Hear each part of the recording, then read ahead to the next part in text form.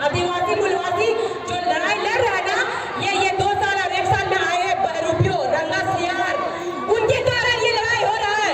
ये जो युद्ध था ये 2022 में भी था, लेकिन इतने गंदे माहौल से नहीं था कि कोई गाली गलौज करे। ये रंगा सियार के समर्थक आते हैं और पूरे कुर्मी समुदाय का नाम बदनाम करते हैं गाली गलौज करके। तो मैं सबको बोलूंगी, आदिवासी को परवरिश बहुत सीधा है, उनके तरफ से कोई गाली नहीं बका गया।